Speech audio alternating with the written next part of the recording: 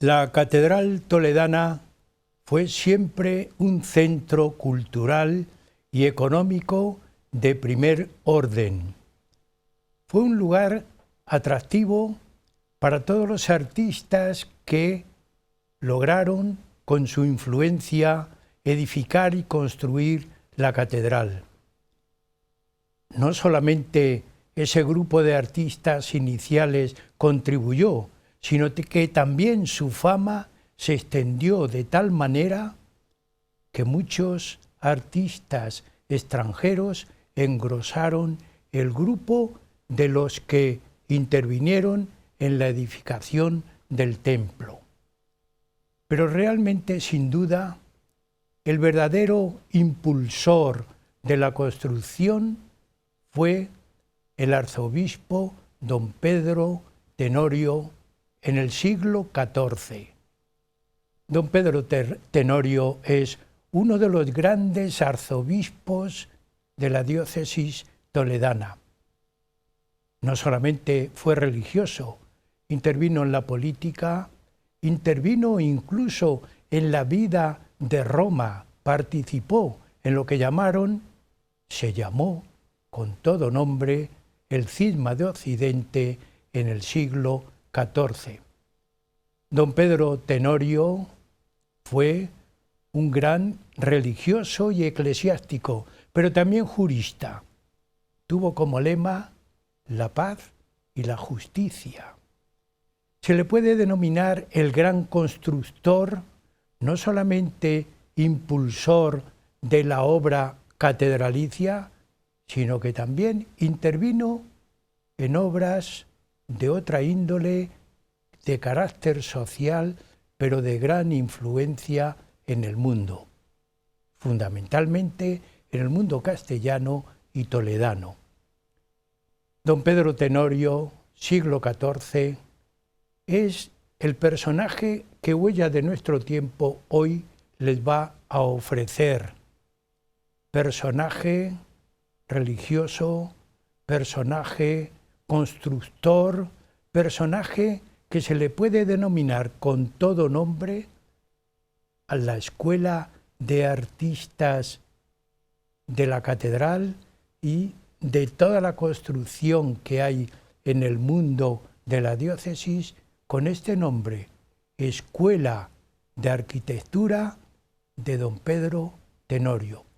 Pues bien, con ese nombre, con esa idea, hoy les vamos a ofrecer don Pedro Tenorio, artista, arzobispo, constructor.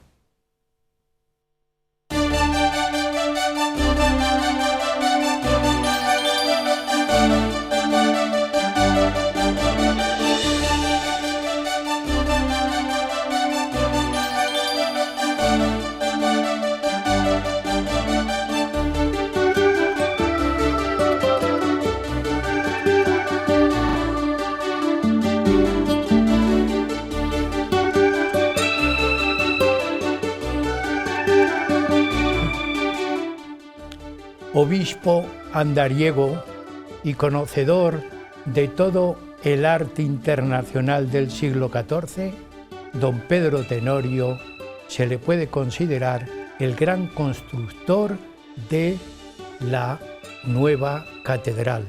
Él pensó en que había que hacer un templo digno del orbe cristiano, y no solamente lo impulsó, sino como los grandes mecenas de toda la época, de todas épocas, él edificó una capilla para que fuera el lugar de enterramiento en la catedral, conocida, como luego veremos, por Capilla de San Blas. Pues aquí tenemos al personaje, don Pedro Tenorio, toledano, talaverano. El tema, como siempre, va a ser desarrollado por un especialista en él. Se trata de don José María Gómez Gómez, que a don José María yo nunca le digo bienvenido, sino siempre está, porque está con nosotros permanentemente. Y encantado una vez más para poder hablar de este personaje, a quien has hecho una presentación perfecta, una sinopsis magnífica.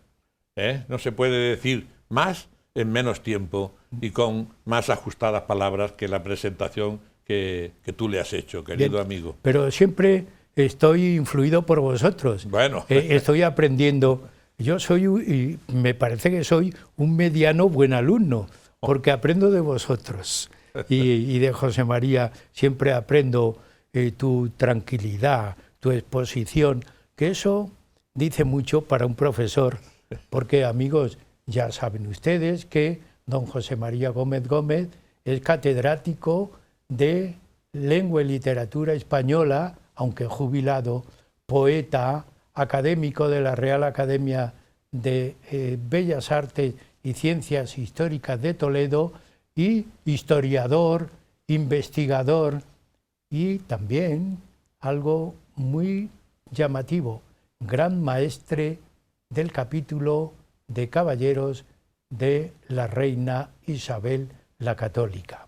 Así que, José María, y en tu programa, pues como miembro de la Cofradía Internacional de Investigadores. Claro que sí, por supuesto. Y además, siempre colaborador y participante en él.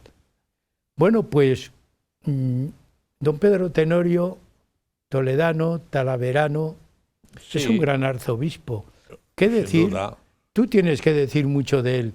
Y además, hoy va a ser un programa muy atractivo, porque estamos en plena construcción de la Catedral de Toledo. De la conmemoración, claro. Vamos. Y estamos siguiendo a Pedro Tenorio. El 8º centenario. Ya se han puesto los cimientos y ya se está elevando el templo. Así que vamos a ver dónde nace, cómo nace, cuál es su linaje, cuál es, diríamos, pues toda su actividad. Yo no diría de la niñez, porque él tiene una primera actividad fundamentalmente muy humana, ¿no? Sí. Porque se mueve mucho. Sí, y además le tocó vivir, que tú ya lo has anticipado, en una época muy convulsa, el siglo XIV, internacionalmente, bueno, primero a nivel castellano, con la guerra civil de sucesión de Castilla, y después a nivel internacional con el conflicto que surge en el papado. Todo es un siglo muy convulso que a él le tocó vivir. Nació en Talavera de la Reina, según quizás su biógrafo más autorizado, que es Fernán Pérez de Guzmán, que bueno, pues vivió muy cerca de él, ¿no? Y aunque otros estudiosos como Eugenio de Narbona, en su primera biografía del año 1624, hace 400 años, lo menciona como natural de Toledo. Yo creo más bien que es natural de Talavera de la Reina, atendiendo la opinión de Fernán Pérez de Guzmán, pero tampoco esto es demasiado importante. Su padre sí, sabemos que se llamaba Juan Tenorio, esto ya es Salazar y Mendoza, el gran genealogista, lo señala, que era comendador de Estepa y 13 de la Orden de Santiago, y su madre era una ilustre talaverana, doña Teresa Duque, de la familia de los Duque de Estrada. Por consiguiente, pues tenía una cierta relevancia social y una nobleza acreditada. ¿Cómo fue como persona? Pues atendiendo al criterio de Fernán Pérez de Guzmán, en sus Generaciones y Semblanzas nos describe así cómo era la personalidad de don Pedro Tenorio. Dice, fue alto de cuerpo y de buena persona, la nariz alta, el rostro colorado, barroso, la voz recia y tal que mostraba bien la audacia y rigor de su corazón. Fue gran doctor y hombre de gran entendimiento. Fue muy porfioso y riguroso, y aun de estos dos vicios tomaba él en sí gran vanagloria. Era de gran celo en la justicia. Fue buen cristiano, casto y limpio de su persona. Traía gran compañía de letrados cerca de sí, de cuya ciencia él se aprovechaba mucho en los grandes hechos. Así lo describe Fernán Pérez de Guzmán, y resaltamos, era hombre casto y limpio en su persona, no se le reconoce ninguna veleidad mundana ni amoríos a los que eran muy propensos entonces, desgraciadamente, altos miembros de la Iglesia. Y, por supuesto, no se lucró nunca, al contrario. Todo lo que heredó, por ejemplo, de su madre en Talavera de la Reina, pues eso lo dedicó a las fundaciones que él hacía. A las fundaciones que él hacía. Ni se lucró para sí, ni para su familia. Tendría algunos sobrinos y tal, pero en eso fue intachable, tanto en cómo se comportó, la honestidad de su persona, como eclesiástico, lo cual hay que alabarlo especialmente por la época en que le tocó vivir, y cómo tampoco se lucró, ni tampoco tuvo ambiciones mundanas. Sí. Todo lo que poseía y de lo que podía disponer era para fundaciones y para obras. Y se movió mucho por Europa, ¿no? Se movió por Europa, y en parte... Fue profesor, catedrático, sí, antes de arzobispo. En parte sí. Fue, digamos, motu propio, por su propio interés, como gran admirador que fue del cardenal Gil Álvarez de Albornoz. Él era un gran admirador de la figura del cardenal Albornoz. De ahí que una de las primeras cosas que hizo fue terminar la capilla de San Ildefonso, que Gil de Albornoz había construido en la catedral para su enterramiento, y procurarle el mejor enterramiento posible y encargar el magnífico sepulcro que ya veremos, ¿no? Pero las vicisitudes del reino, en que su familia se adhirió al heredero, al no heredero, al litigante Enrique de Trastamara frente a Pedro el Cruel en la guerra de sucesión, pues le hizo sufrir bastante y tuvo que marcharse. Una de las razones por las que tuvo que marcharse fue por la persecución de Pedro I el Cruel hacia su familia, por ellos decantarse de parte de Enrique de Trastamara. Aquí lo tenemos. Fue una guerra terrible, y él, bueno, pues marcha a Italia y allí estudia en Perugia, estudia en Aviñón, que se va a vincular con el papado de Aviñón, y estudia en Bolonia, en el colegio que había fundado Gil de Albornoz. Gil de Albornoz fue el gran fundador, el gran cardenal del siglo XIII, al cual le sucede Gómez Manrique, que es el primer señor de Talavera de la Reina, y luego Pedro Tenorio, que es el segundo señor de Talavera de la Reina, en virtud de los pactos con Enrique de Trastamara. No nos vamos a meter demasiado en el tema de la guerra. Lo cierto es que una de las batallas más importantes y más duras que hubo en ese conflicto fue la batalla de Nájera, en que los ingleses apoyaban a Pedro el Cruel, y de allí vino Eduardo de Woodstock, más conocido como el Príncipe Negro. Ahí tenemos una ilustración, y ahí le tenemos al Príncipe Negro, y el otro, por parte de Enrique de Trastamara, pues apoyaban los franceses, sobre todo. Ahí tenemos a Beltrán du Guesclin, ¿no?, que tanta trascendencia tuvo en el encuentro entre los dos monarcas en el castillo de Montiel, a donde acudieron y donde se enfrentaron en lucha personal. Sí, sí. Y cuando Pedro el Cruel estaba, digamos, dominando a Enrique sobre él, du Guesclin pronunció aquella célebre palabra, aquella célebre frase: ni quito ni pongo rey, pero ayudo a mi señor. Sí. Ayudó a su señor, que era Enrique, y Enrique mató a su hermano, a su hermanastro, Pedro el Cruel, ¿verdad? Bien, pero todo ese conflicto lo sufrió en sus carnes. En la batalla de Nájera, como ganó Pedro I esa batalla, persiguió a sus enemigos, y entre ellos se encarceló a los Tenorio, a dos hermanos de Pedro, los mandó decapitar. Y Pedro Tenorio se libró pues gracias al influjo que Guido de Bolonia pues hizo ante Pedro el Cruel, y el papado de Avillón, etcétera, pero también estuvo en la cuerda floja en ese conflicto, ¿no? Fuera de España Sí. ingresa en la vida religiosa, ¿no? Ya Bueno, como presbítero. Sí, sí, claro, claro. Se ordena, primero es arcediano de Toro, luego después el último, el papa que se traslada a Roma desde Aviñón, Gregorio XI, le va a nombrar primero obispo de Coimbra, y nada, unos pocos años, 3 o 4 años después, muere el arzobispo de Toledo, que era un Gómez Manrique, del siglo XIV, y entonces se postula la sucesión en el arzobispado de Toledo. Hay 2 pretendientes, uno, García Manrique, que es un sobrino del arzobispo fallecido, y el otro, que es Pedro Fernández Cabeza de Vaca, que era Fernández, que era el deán de la Catedral de Toledo.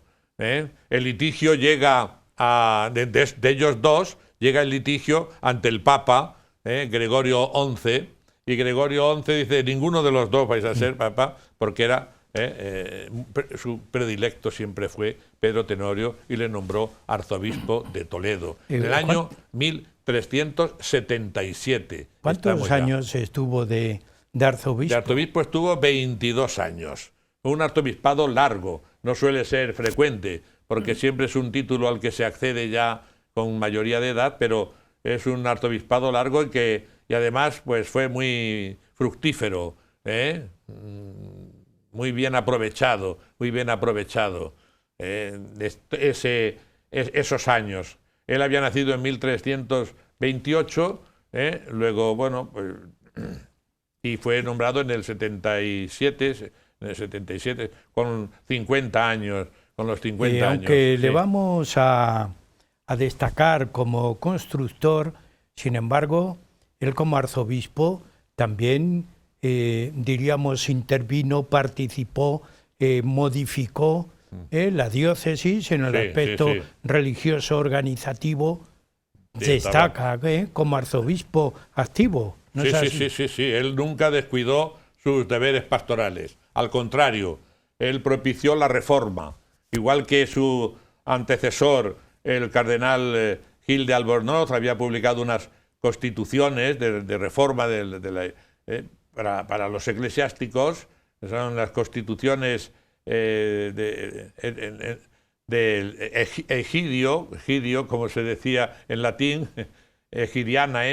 Él también pues promulga unas constituciones para arreglar la conducta y corregir la conducta primero de los eclesiásticos, porque los primeros que deben reformarse, la reforma debe empezar, como él decía, como Gil de Albornoz, in capite, pero también era necesaria in capite ecclesia en el papado que estaba, pues sometido claramente al poder temporal, y digamos copado por cardenales y papas ambiciosos y desaprensivos que estaban dando una imagen, un siglo terrible, ¿no? Sometidos al capricho del rey de Francia, que consigue que a principios del siglo XIV pues el Papa se traslade a Aviñón, ¿no? Y pues hasta el año 1378 tenemos solo el Papa de Aviñón. En 1378 Gregorio XI, que era muy favorable a Pedro Tenorio, pues al ser nombrado unos años después decide trasladarse a Roma. Pero hay otra serie de cardenales que no están de acuerdo, y es cuando viene el cisma, ¿verdad? Cuando tiene lugar el cisma, porque esos cardenales van a nombrar a otro, que va a Clemente VII, y va a haber durante varios años el cisma. Pedro Tenorio no llegó a ver el final del cisma, murió antes. El cisma termina ya en el siglo XV, pero para que nos demos cuenta en qué situación de corrupción, estaba la Iglesia sometida al poder político y gobernada por cardenales ambiciosos de poder mundano y político. Gregorio XI era cardenal, sin embargo no era sacerdote. Fue nombrado papa y después fue nombrado sacerdote, fue ungido como sacerdote 2 o 3 años después, y 2 o 3 años después pues fue nombrado obispo de Roma, sí. Pero entre tanto ya era papa, ¿no? Bien. Ya le tenemos situado como arzobispo, pero hay una faceta importante, que él no se quedó recluido, diríamos, en palacio. Él era un hombre viajero. Claro. Y empezó construyendo, vamos a hacer 2 grandes grupos. Construcciones civiles, porque en la segunda parte tenemos que ver la construcción de la participación en la catedral, de Toledo. Que sí. ¿Qué construcciones le dan nombre, le van marcando en esta primera parte? No solo civiles, sino también religiosas en el arzobispado y en la ciudad. Lo primero que tuvo que hacer fue reconstruir tanto como se había destruido en la Guerra Civil de Castilla. La guerra civil entre Pedro, toda guerra civil es terrible, es destructora. El reino quedó, y sobre todo Toledo, donde era el centro de muchas de las disputas, pues quedaron muy trastornadas muchas de las construcciones. Y concretamente, lo primero que solían derruirse eran los puentes. Eran los puentes para evitar la entrada o la salida de las ciudades, ¿no? De ahí que lo primero que tuvo que hacer fue reconstruir, por ejemplo, que prácticamente lo tuvo que construir de nuevas, el puente de San Martín. El puente de San Martín, aquí estamos visualizando el torreón que está en la parte al otro lado del Tajo, pues fue construido nuevamente por él.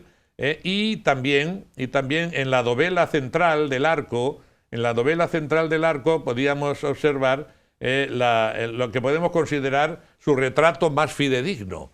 En el arco grande, ahí le tenemos. Esa imagen que hay muchos toledanos que no la conocen, posiblemente, pero que es precisamente el arzobispo Tenorio, que ahí fue en la dovela central del arco donde se puso su escultura, para recordar que fue él quien lo reconstruyó prácticamente desde sus frogones, lo mismo que tuvo que hacer también con el puente de Alcántara, y posiblemente el torreón que está en la parte de la ciudad, del puente de Alcántara, pues también lo construyó él, porque también quedó muy mal parado el puente.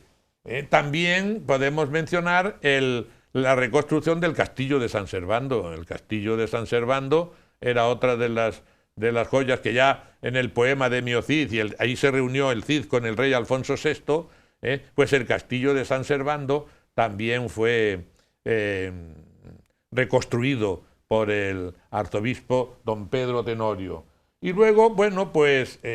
y fuera de Toledo... Nos podemos ir fuera de Toledo, por citar algunas no podemos citar todas las obras que hizo, pero muy famoso fue la construcción del puente, o la puente del arzobispo, que así se sigue llamando. Ahí lo tenemos, en lo que luego a su lado, lo que era tierra de Alcolea, pero donde surgió, alrededor del puente, surgió una nueva población que fue llamada luego ya por el rey, poco después, Juan II, la Villafranca de la Puente del Arzobispo. Y ahí estamos visualizando ahora mismo de esos 2 edificios. El de la izquierda es la iglesia parroquial de Santa Catalina, de Puente del Arzobispo, y a la izquierda tenemos el Hospital de Santa Catalina. Era un lugar de hospedaje para los peregrinos que circulaban por el camino real, camino hacia Guadalupe, porque él es uno de los grandes constructores de Guadalupe. Y él construye,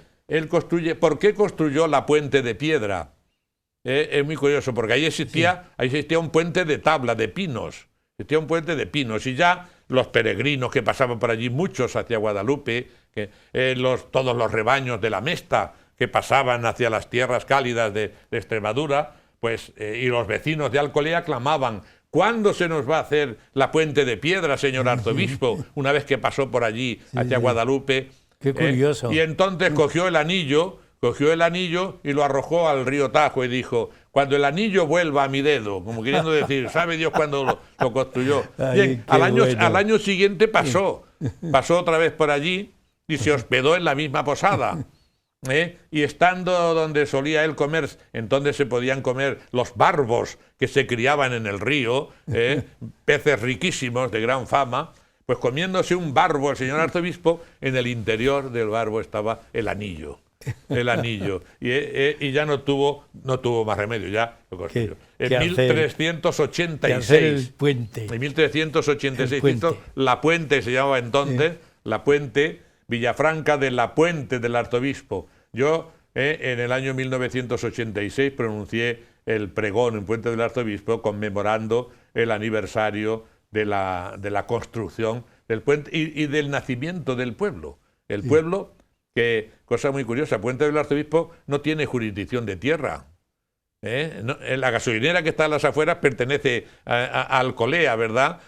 Porque surgió ahí en torno al puente y luego el rey Juan II le concedió el título de villa, exenta también de tributos, pero no tiene jurisdicción de tierra. No tiene término municipal. No tiene término municipal, no. Bien, eso por lo que se refiere al Puente del arzobispo. Algo más que nos puede quedar en Talavera de la Reina. Nos queda Talavera de la Reina. En Talavera de la Reina es el gran impulsor de la colegial.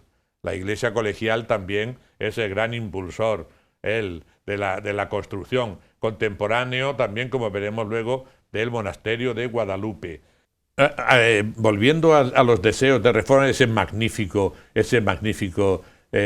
rosetón ahí enseñorea la Plaza del Pan, es como un gigante monóculo ahí en la Plaza del Pan, y nos recuerda, por supuesto, a Pedro Tenorio. Y él quiso meter en cintura a los canónigos de la colegial, vivían de forma muy disoluta, en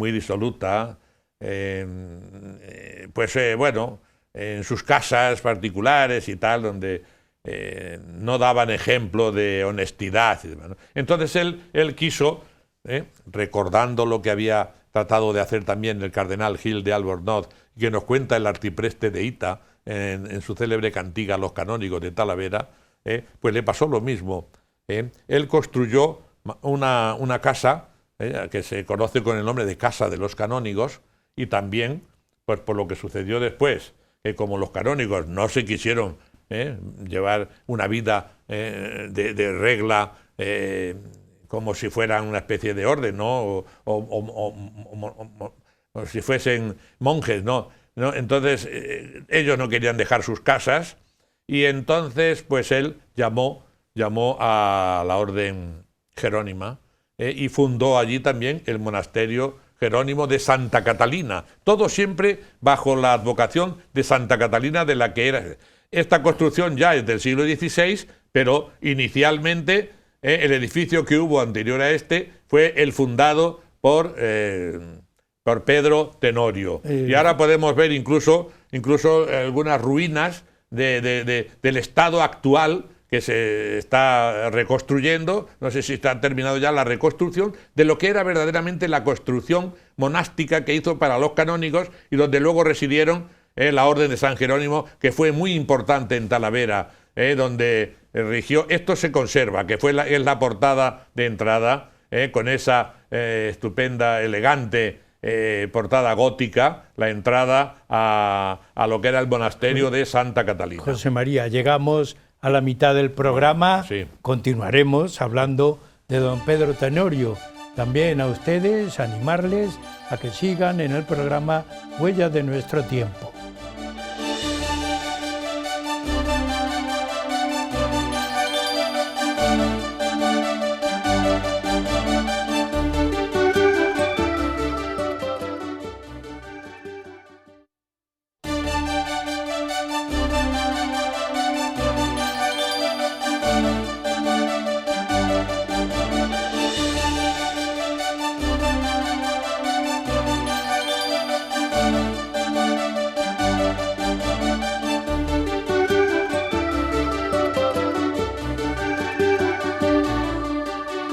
Pedro Tenorio, arzobispo de Toledo en el siglo XIV, fue un obispo viajero, conocedor del arte internacional que existía fundamentalmente en Europa.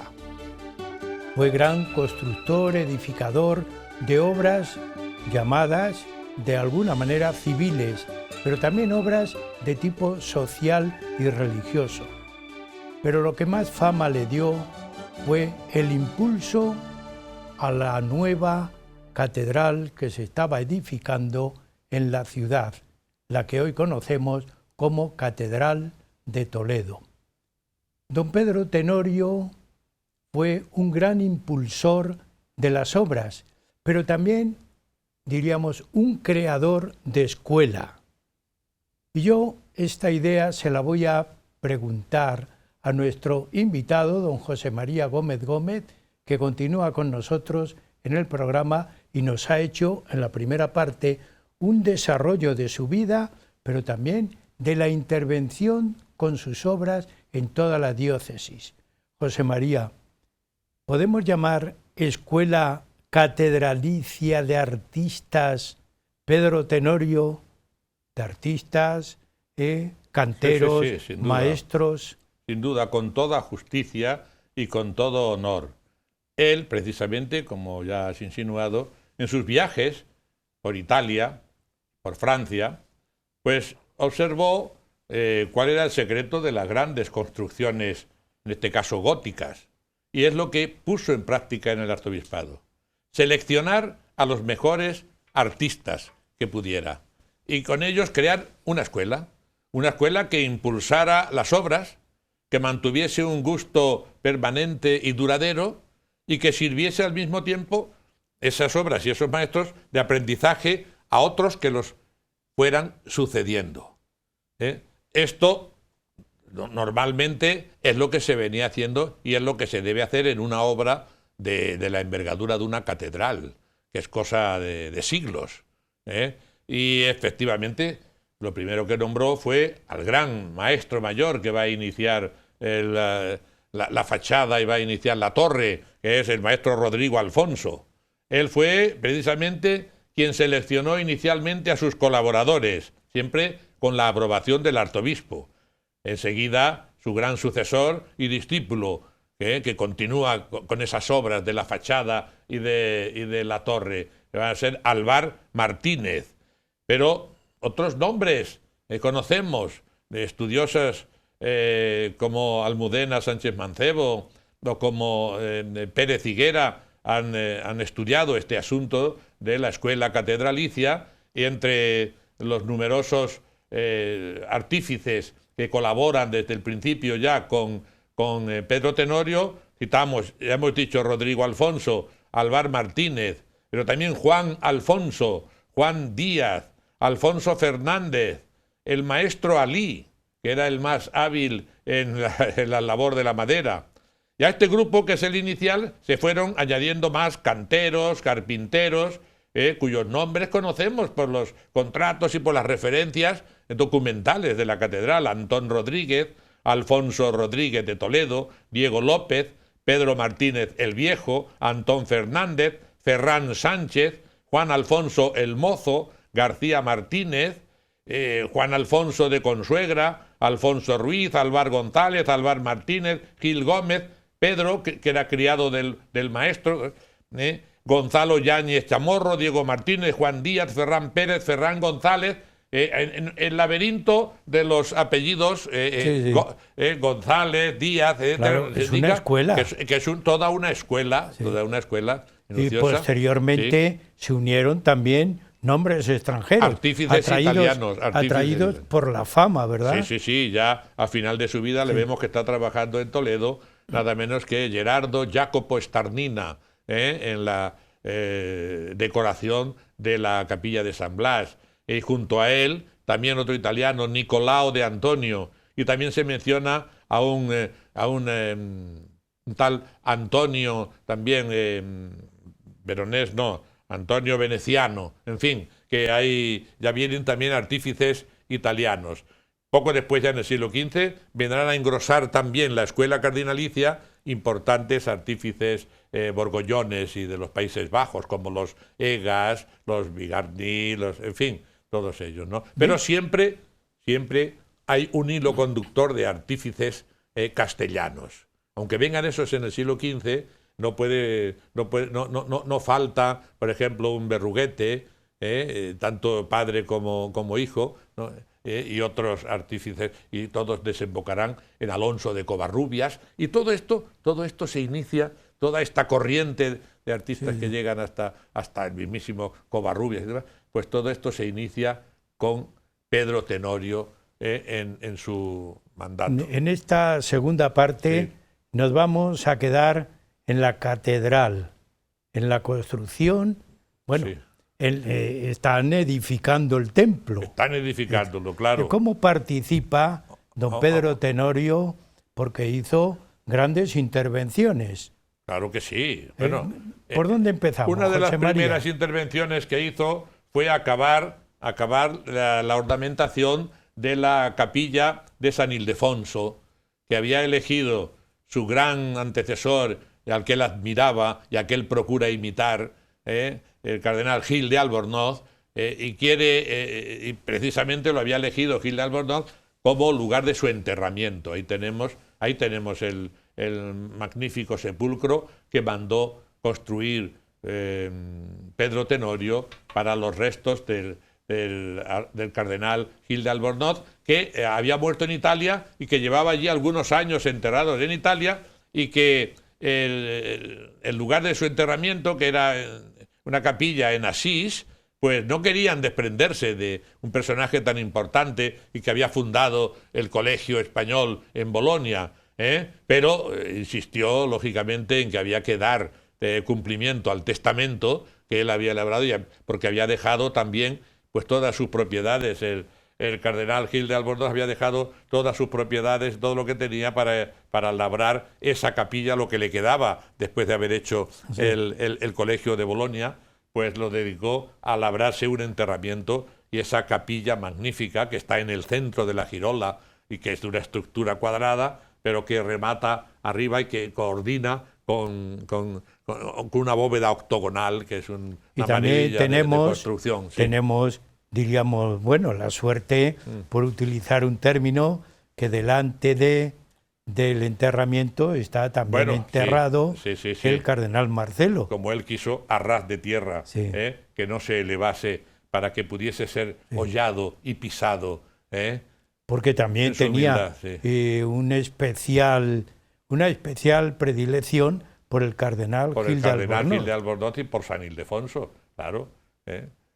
Ahí están precisamente, en esa magnífica capilla. Continuamos y ahí... Luego él manda construir una capilla real a los pies de la catedral, que esa no existe. No existe. A los pies de la catedral, en el tramo del Evangelio, al final, por donde está ahora la capilla del tesoro y eso, pues, y donde está sobre todo la capilla del descendimiento, de San Ildefonso, con la piedra donde es tradición la Virgen puso los pies. Bueno, pues ahí estuvo la capilla real, que era la capilla para el enterramiento de los Trastamara. Y ahí pues fueron enterrados Enrique II, el primero, Trastamara, Juan I, el del Yubarrota, y Enrique III, el Doliente. Y después, en ese momento estaban enterrados solo los dos primeros, pero estaban previsto que se enterrasen los otros Trastamara. Bueno, lo que pasa es que eso en el siglo XVI se trasladó a la llamada Capilla de Reyes Nuevos, construida por Alonso de Covarrubias en el siglo XVI. Pero esos dos monumentos funerarios que también se trasladaron desde la Capilla Real, que así se llamó, a la Capilla de Reyes Nuevos, que son los de Enrique de Trastamara, Enrique II, y los de Juan I, que están ahora en la Capilla de Reyes Nuevos. José María, hay una figura que nos van a poner el lateral de la Capilla Mayor. Sí, ahí la tenemos. Eso es una maravilla. Eso es, alguien la definió como una reja labrada en mármol, ¿verdad? Esto es la parte interior, la misma labra parecida tiene por la parte exterior, tiene dos caras maravillosas, es de un gótico maravilloso, tanto desde la parte de abajo, donde tenemos esas ventanas, esos ventanales, esas vidrieras, para que pudiese desde ahí contemplarse el altar mayor, y después pues esos frisos corridos. Por una parte, la parte interior son obispos y la parte exterior son santos, que se elevan hacia arriba, en otros con otra friso corrido de figuras más pequeñas, y que remata con ángeles en todo lo alto. Todo esto es, y eso, esa es la misma pared que existía en la parte del Evangelio. Es una pena, ¿no? Pero es una auténtica pena. Pero ahí tenemos, pero ahí con bien, nocturnidad, y nunca mejor dicho, y alevosía, porque fue una noche, se destruyó esa pared para construir un magnífico edificio, un magnífico monumento, uno de los primeros monumentos renacentistas, un arco de triunfo suntuoso, soberbio, donde está enterrado el cardenal Mendoza. Pero, ¿por qué no hubiese elegido otro lugar? Él quería estar en el altar mayor de la Catedral de Toledo, pero otro lugar, y se hubiese mantenido esa otra pared gótica deliciosa como la de la Epístola. Pero bueno, las cosas son así. Bien. Las cosas son así. Enfrente tenemos el coro. El coro. También sí. intervino Pedro Tenorio en el coro. Claro, claro. Una de sus primeras obras también fue la construcción, la ornamentación del trascoro. Para ello utilizó las columnas de mármol, de jaspe, procedentes de la primitiva basílica, sí. de la primitiva basílica de Recaredo, que después fueron reutilizadas por los árabes, por el Islam, en la mezquita que hubo ahí, y que la mezquita fue ahí sustituida por la catedral, ¿verdad? Luego esas columnas de mármol que circundan todo el coro, por la parte exterior, todo el trascoro, pues son... y sobre ellas mandó elaborar todo un friso corrido de 56, creo que son 56 relieves, altos relieves, ilustrativos, que son una auténtica catequesis en piedra, ilustrativos del Génesis y del Éxodo, sobre todo, ¿no? Desde la creación del mundo, sí. Y después la creación de Adán y Eva, y todas las historias de Abel y de Caín, etcétera, etcétera, Noé y todos sus... Abraham, todos... Y luego después, pues, del Éxodo, toda la historia de Moisés. En fin, es una catequesis en piedra. Tengamos en cuenta que la gente no sabía leer ni escribir. En la Edad Media nadie, nada más que los clérigos, y ni la mayoría de los nobles tampoco.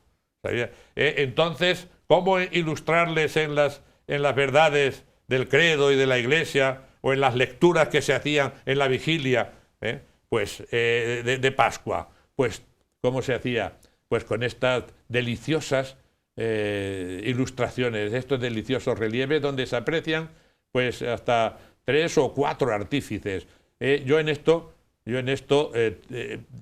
remito al programa que hiciste con nuestra admirada compañera y amiga Ángela Franco, que tiene Ángela Franco Mata, hizo un estudio, nos habló. Hizo un estudio maravilloso. Sí. Ese programa, que lo vuelvan a ver nuestros telespectadores. Se lo pondremos. Porque merece la pena. Además, con estas ilustraciones tan bien conseguidas, lo cual no es fácil, y que es un documento que queda aquí en Huellas de Nuestro Tiempo para el futuro, ¿no? Bien, José María, vamos a seguir.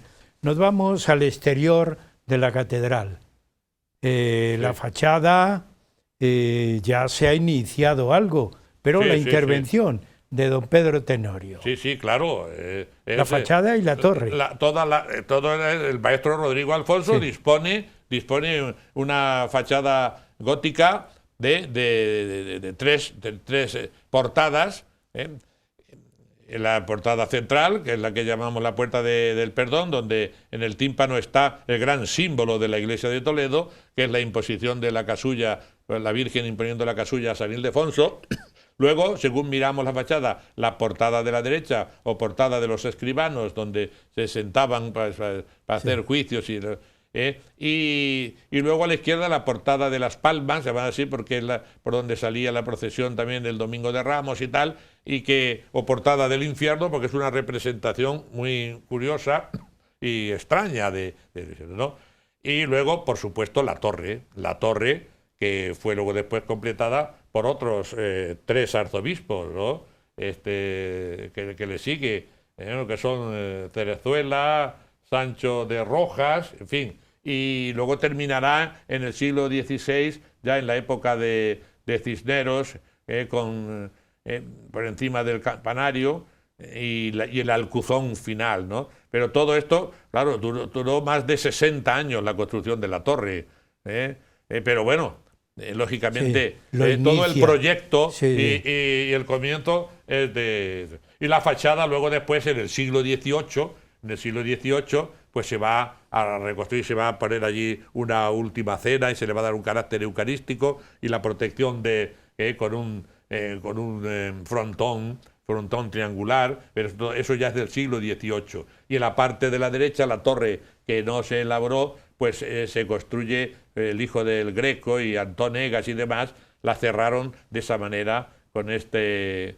gótico tardío. Bien. Un hecho importante, nos vamos al interior de la catedral. Al interior exterior, sí. Al interior exterior, al claustro. El claustro, sí, eso es una obra íntegra de Pedro Tenorio. Para ello, bueno, pues se veía que estaba muy encajonada la catedral por esa parte, por la parte norte, no había calle ni nada, y estaban adosadas a ella pues las tiendas del Alcaná, que eran pues un lugar de mercadeo, de trapicheo, y bueno, pues deseando ampliar el espacio catedralicio y tal, con el proyecto del claustro, sucedió providencialmente un incendio en el que quedó destruido el Alcaná. Entonces el arzobispo pues adquirió todo ese espacio y mandó construir el espléndido claustro que ahora estamos contemplando en su parte superior, que es la que va a terminar luego Cisneros, pero que él construye un claustro distribuido en un cuadrilátero, era grandioso, un cuadrilátero en el que, bueno, pues con las bóvedas de crucería se van edificando los distintos brazos. El claustro tiene tres puertas importantes, 3 puertas que podemos señalar como las puertas fundamentales del claustro. La entrada desde la calle es la llamada Puerta del Mollete. La Puerta del Mollete, porque en ella el canónigo correspondiente, ahí la tenemos, sí. Está bastante deteriorada porque el exterior, lo que sea, la ha castigado mucho, y el trasiego de gente, y ahí también llamada del Niño Perdido, donde está la leyenda también del Niño de la Guardia. Sí. ¿Pero por qué se llamaba del Mollete? Del Mollete por el bodigo de pan que el canónigo de turno pues les daba a todo el que se acercaba, a los mendigos o a los que se acercaban a recibir esa caridad. Un mollete es un bodigo o un bollo, un bolleto de pan. José María. También se llamaba Puerta de la Justicia, porque ahí se administraba la justicia eclesiástica.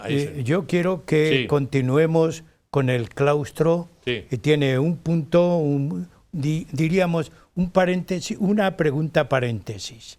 La biblioteca catedralicia, para completar después el claustro.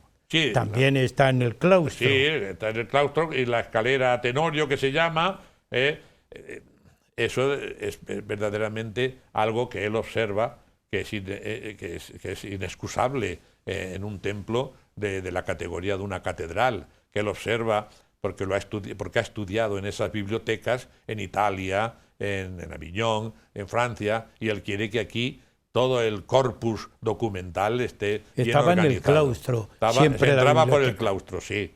Sí, Y fundada exactamente. por él, ¿no? Fundada por él. Y allí pues estaban tesoros como la Biblia de San Luis, que había legado Alfonso X el Sabio, en fin, como cantidad de obras. Y sus libros. Y muchas de ellas... ¿Qué ocurrió con sus libros, José María? Con sus libros. Bueno, él los donó todos Sí. aquí, lógicamente. Sí, en eso ha habido verdaderos grandes arzobispos que han donado, y por eso tiene tanta importancia documental la biblioteca, ¿verdad? Y es un foco de archivos de documentos donde se están descubriendo constantemente cosas. Constantemente se descubre. Continuamos. Porque todavía es un mare magnum, todavía no explorado totalmente, ¿no? Bien, Sí. continuamos por el claustro. Nos encontramos. Hemos visto la puerta del Mollete. Sí. Luego tenemos la puerta de acceso al claustro desde el interior. Desde el interior de la catedral. Y la estamos contemplando desde aquí, la puerta de Santa Catalina, no podía ser menos. Pedro Tenorio es un devoto inveterado de Santa Catalina, que ahí está justamente presidiendo en el parteluz, con los símbolos de su martirio, la espada y la rueda espada donde quisieron martirizarla, pero que al someterla a la rueda, que ahí la tenemos, esto está en Talavera, en Santa Catalina de Talavera, al someterla a la rueda espada, aquella sabia Santa Catalina, la rueda saltó, destrozó, incluso algunas de las hojas hirió a los verdugos que querían sacrificarla, ¿no? Bien, allí está también su escudo, que es el león rampante. Le tenemos también ahí esta de Santa Catalina, en la puerta. Y también fíjate qué magnífica labra tiene. Este es el escudo del arzobispo. Este león rampante, que de los tenorios, y que después lo asumen también los jerónimos. Y el capelo como arzobispo. No llegó a ser cardenal nunca. Entonces los cardenalatos estaban sometidos a presiones familiares de alto rango en Italia y en Francia. Algo que no luego, podemos dejar cuando Sí. estamos en el claustro. Las pinturas del claustro, pero también la capilla de San Blas. Las pinturas del claustro son del siglo XVIII, Sí. son ya del siglo XVIII. La capilla de San Blas es, en definitiva, su testamento, ¿no? Lo que él nos lega y a lo que dedicó ya lo último de los bienes que le quedaban, ¿verdad? Está enfrente. Esta foto está tomada desde la puerta de Santa Catalina. Allí enfrente está, ahí lo tenemos, la portada de la capilla de San Blas. Bueno, estos son los frescos de Valleu y de otros que intervinieron en el siglo XVIII. La capilla de San Blas, en su puerta, si podemos ver con una imagen fija, pues está presidida la entrada por una anunciación, Dios Padre que está en todo lo alto y la figura del Espíritu Santo que está pintada. Y entramos y nos encontramos con el enterramiento de Pedro Tenorio, que fue precisamente labrado por uno de los maestros de la escuela catedralicia, ¿verdad? Por Ferran Alfonso. Ahí tenemos ese enterramiento con estos nuevos y polémicos, pero bueno, así es actualmente los monumentos se procuran ambientar con elementos modernos como estos faroles que dan luz ahí, sin duda con la intención de que se vea en todo su esplendor la cúpula que lo adorna. En los símbolos del león, el león, que es la fuerza y la fidelidad, a los pies tanto del arzobispo Pedro Tenorio como del otro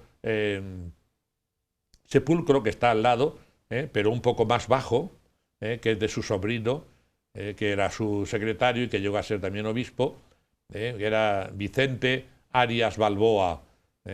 Bueno, volvemos a la portada para ver, como hemos dicho antes, la la Anunciación, y nos disponemos a entrar a este Sancta Sanctorum verdaderamente del Trecento castellano. Aquí tenemos el influjo del Trecento.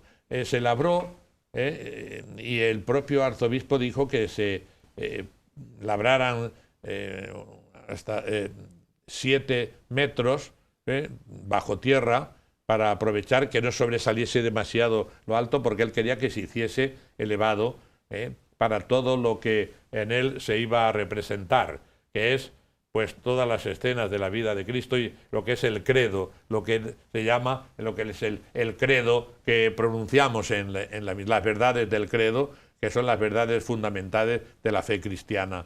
Ahí mandó que se representase. Es una bóveda octogonal, una cosa parecida a lo que se hizo en la capilla de Gil de Albornoz, que es cuadrangular, pero que remata en lo alto con una bóveda octogonal. Y ahí tenemos, pues podemos ir citando la cantidad de escenas que se labraron por el magnífico decorador que fue quien dirigió esta obra, Gerardo Jacopo Starnina, donde vemos que trae ese gusto del Trecento italiano, que es como un pre-renacimiento.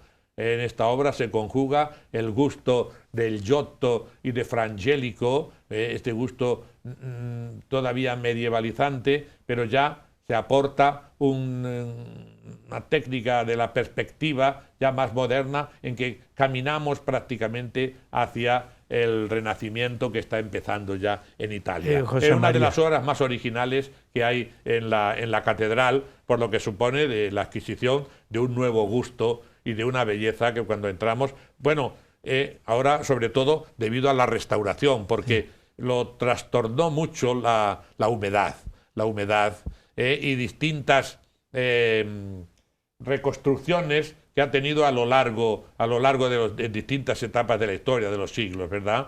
Pero la última que se ha hecho es magnífica. Yo creo que ha salvado ya definitivamente lo que queda de estos frescos. Sí. José María, llegamos al final del programa, con mucha pena, pero yo no quiero despedirte si no hay algún poema.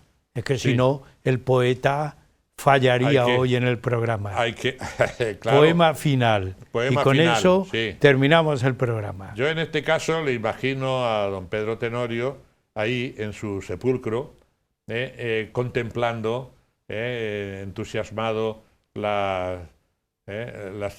el cielo que para él diseñó Starnina con la ayuda de posiblemente de Antonio de Nicolao. Y yo le imagino que él nos dice esto, o está pensando esto en ese sepulcro suyo. En hora recoleta, vespertina, y qué augusta es aquí mi soledad, aguardando feliz la eternidad, bajo los sabios frescos de Starnina, contemplando los mágicos colores de este Trecento azul que resplandece, mi callada ceniza se estremece y aspira a los sublimes esplendores. Aunque mi credo aún luce con luz plena, ilustrando los muros silenciosos, el tiempo y sus tentáculos mohosos va borrándolo aciago, escena a escena. Y mientras su diabólica tarea quiere impedir que en Dios yo espere y crea, sobre este mármol mudo el mundo ve que las paredes hablan de mi fe. Bueno, José María, muchas gracias una vez más por el programa, que ha sido una maravilla, una delicia y un gozo. Y continuemos. Continuemos, sin duda. También a ustedes, amigos, como siempre, yo les animo a que cada semana el programa Huellas de Nuestro Tiempo está con un nuevo tema. Pues hasta la próxima.